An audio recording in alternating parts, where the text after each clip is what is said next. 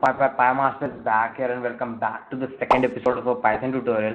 अब जिनमें से नहीं पता, मैं Python tutorial की सीरीज स्टार्ट करी है जिसके आज हम सेकंड एपिसोड के अंदर हैं. आप फर्स्ट एपिसोड इस वीडियो के बाद जरूर से चेकआउट कर लेना एक बारी, और मेरा चैनल भी चेकआउट कर लेना.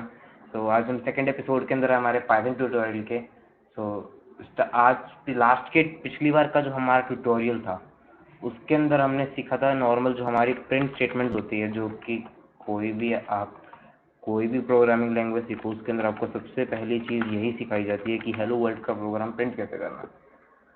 आपको यही सिखाया जाएगा हर चीज़ के अंदर. ये देखो, हेलो वर्ल्ड प्रोग्राम हमारा प्रिंट हो गया. अब हमारा हेलो वर्ल्ड प्रिंट हो गया. मैंने लास्ट टाइम आपको यही सिखाया था. आज हम जो थोड़ी बहुत बात करेंगे वो करेंगे कमेंट्स के बारे में, और हमारे जो डेटा जो हमारा वेरिएबल्स होते हैं उनके बारे में. कमेंट्स और वेरिएबल्स के ऊपर आज का जो हमारा टॉपिक रहेगा. तो स्टार्ट करते हैं. सबसे पहले हम सीखते हैं कि हमारे कमेंट्स क्या होते हैं. अब अगर आप पाइथन के अंदर ऐसे ही कुछ लिख दोगे जैसे हेलो और समथिंग एल्स, और अगर अब आप इसे रन कर देते हो तो ये हमें साफ साफ एरर दिखा देगा कि भाई ये तो क्लिक क्या रहा है, ये हेलो वगैरह, या फिर रैंडम का जो मैंने टेक्स्ट जनरेट करा है, हमें इसके अंदर एक एरर देखने को मिल जाएगा.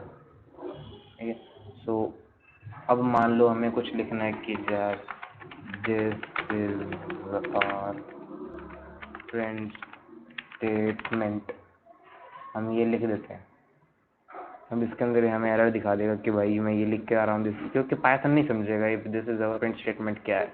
हमें अगर इसे एज कमेंट डालना तो हमें इसके आगे ये जो हमारा हैश होता है हमें ये लगाना पड़ेगा. ये क्या बन गया, एक हमारा प्रिंट स्टेटमेंट बन चुकी है. अब पाइथन क्या करेगा, हमें तो दिख रही है ये लाइन की पूरी लाइन. पाइथन इस चीज़ को इग्नोर कर देगा. इसे कोई फ़र्क नहीं पड़ता कि मैं यहाँ पर क्या कुछ भी लिखूँ या फिर ना लिखूँ. अगर इसके सामने हैश है, उसके सामने हैश है, इससे मतलब नहीं है कि मैं यहाँ पे कुछ भी लिखूँ ना लिखूँ. ये देखो, मैं कुछ भी लिखूँ, इससे कोई मतलब नहीं है. ये जो अब ये इस चीज़ को इग्नोर कर देगा, और जो हमारा मेन कोड है प्रिंट हेलो वर्ल्ड का उसी के ऊपर वर्क करेगा ये. ठीक है. अब ये तो हो गया हमारा सिंगल लाइन कमेंट. अगर मान लो हमें बहुत, अगर मैं आई कोई बड़ी सारी लाइन है ऐसे आगे जाते जाते जाते जाते जाते तो वो कोड बाहर जा रही है हमारी विंडो के बाहर. अब हम इसके लिए हमें कोई नई लाइन लेनी पड़ेगी. अब बार बार हैश लगाएंगे. ठीक है. तो उससे भी बेटर एक ऑप्शन है हमारे पास जो कि होती है हमारी मल्टी लाइन कमेंट. अगर आपको मल्टी लाइन कमेंट डालना, उसके अंदर आपको कुछ नहीं करना.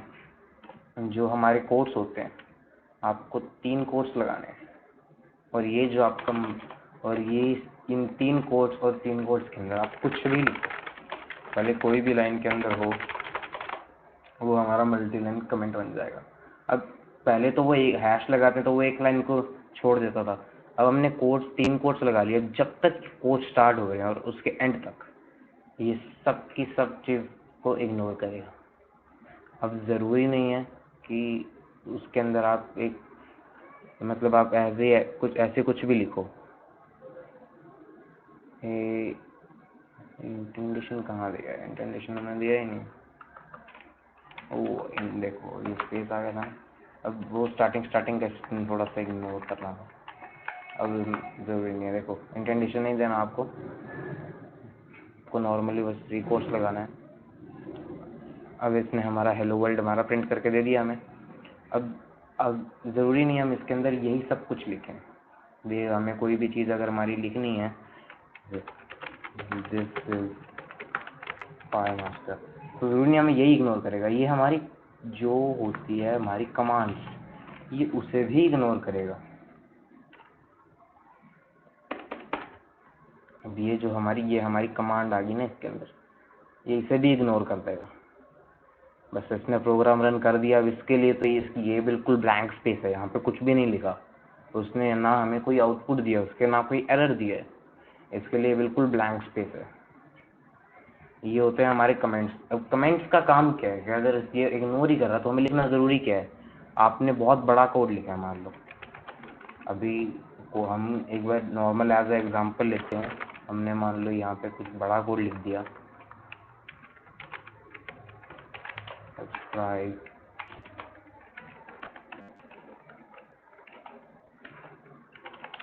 अब मान लो फॉर एग्जांपल सोन हमने ऐसे करते करते बहुत बड़ा कोड लिख दिया है। ये तो हमारी नॉर्मल प्रिंट स्टेटमेंट है। अब अलग अलग जब हम कोड्स वगैरह लिखते हैं तो कोड्स को रीड करने के अंदर भी काम आता है। अब मान लो मुझे यहाँ पे एक लाइन लिखनी है, अगर मान लो मैं किसी को आगे कोड देता हूँ और उसे कोड स्टडी करना है तो उसे कोड स्टडी करने के अंदर भी हेल्प आ सकता है। इससे मैं यहाँ पर लिख सकता हूँ दिस इज लाइक स्टेटमेंट भी। यहाँ ये लाइक प्रिंट करने की इसके आगे ये कमांड है। इससे पहले मैं आराम से लिख सकता हूँ दिस इज सब्सक्राइब। मैंने यहाँ पे लिख दिया फिर इसके अंदर सब्सक्राइब है। अब अगर मान लो ये मैं कोड आगे किसी को देता हूँ, उसे पाइथन नहीं आती है, मतलब ये प्रिंट वगैरह क्या लिखा उसे नहीं समझ आएगा, लेकिन उसे नॉर्मल इंग्लिश तो आती है। विद दिस इज सब्सक्राइब वो समझ जाएगा कि ये चीज़ सब्सक्राइब प्रिंट करने के लिए होती है। अब ज़रूरी नहीं आप इंग्लिश के अंदर लिखो, आप डायरेक्ट लिखो ये सब्सक्राइब प्रिंट करने के लिए। अब उसे हिंदी तो आती ही होगी, वो यहाँ पे देख लेगा सब्सक्राइब प्रिंट करने के लिए, यहाँ पे प्रिंट सब्सक्राइब आ गया, वो इसे रन करेगा और वो समझ जाएगा कि ये जो इसने लाइन लिखी है ये सब्सक्राइब प्रिंट करने के लिए लिखी है और ये जो लाइन लिखी है लाइक प्रिंट करने के लिए लिखी है। तो ये तो हो गया हमारे कमेंट्स का काम। अब बात आती है हमारे वेरिएबल्स के ऊपर।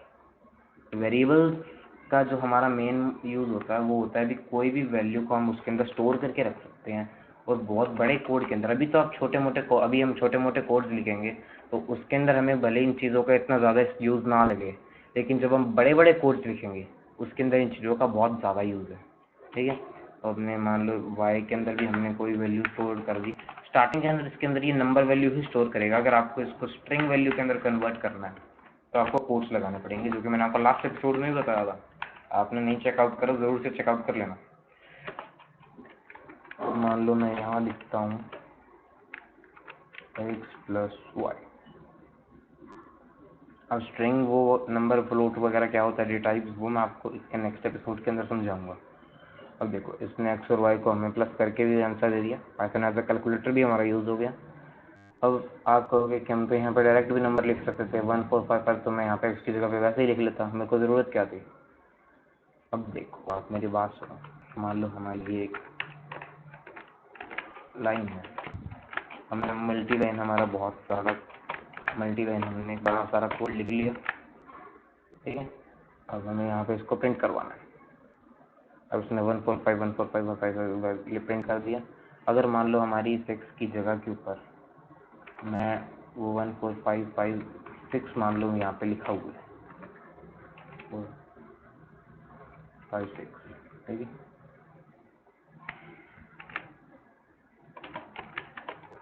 ठीक है, ये डायरेक्ट कॉपी पेस्ट करा मैंने। अब एक चीज़ देखो, ये तो हमारा उस हिसाब से प्रिंट कर देगा भी x की वैल्यू के अंदर इसने 1 जहाँ पे x था 145 से प्रिंट कर दिया, बाद में इसने 14566 प्रिंट कर दिया। अब मान लो मुझे यहाँ पे मेरे से कोई गलती हो गई, मुझे यहाँ पे प्रिंट करवाना था 14557, मुझे 14557 प्रिंट करवाना था। अब यहाँ पर तो मुझे बार बार चेंज करना पड़ेगा। अगर आप कह रहे थे जैसे मैं डायरेक्ट ही लिख लूँगा, मुझे वेरिएबल्स की ज़रूरत क्या है, तो ये बहुत ज़्यादा टाइम कंज्यूमिंग हो गया। लेकिन अब मुझे यहाँ पर अगर मैंने x उन नंबर्स की जगह पर डायरेक्ट वेरिएबल का, जो कि मैंने x वेरिएबल बनाया था, उसका ही अगर मुझे सिर्फ उसकी वैल्यू मैं चेंज कर दूँ 14557, मुझे सिर्फ एक वैल्यू चेंज करनी पड़ी और मेरे पूरे कोड के अंदर जितना भी मैंने जहाँ पे x लगाया था वहाँ पे ऑटोमेटिकली 14557 यूज हो गया। अब करने में तो आप चाहे ऐसे कर लो, कोई दिक्कत नहीं है, लेकिन इससे क्या होगा, एक तो आपका बहुत ज़्यादा टाइम जाएगा, आपकी प्रोडक्टिविटी लो होगी, आपका टाइम कंज्यूमिंग बहुत हो जाएगा।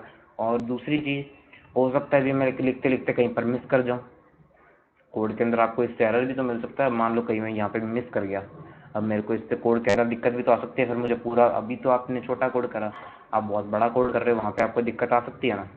तो हमारे वेरिएबल्स का जो मेन यूज़ है ये है। इससे ज़्यादा वो डिटेल्स के अंदर हम नेक्स्ट एपिसोड के अंदर सीखेंगे। ठीक है, तो आज के एपिसोड के लिए इतना ही, तो मिलते हैं नेक्स्ट एपिसोड के अंदर। अगर आपको वीडियो पसंद है, वीडियो को लाइक कर देना, चैनल को सब्सक्राइब कर देना और मेरा इंस्टाग्राम ज़रूर से चेकआउट कर लेना, लिंक आपको नीचे डिस्क्रिप्शन के अंदर मिल जाएगा। तो टेक केयर, गुड बाय।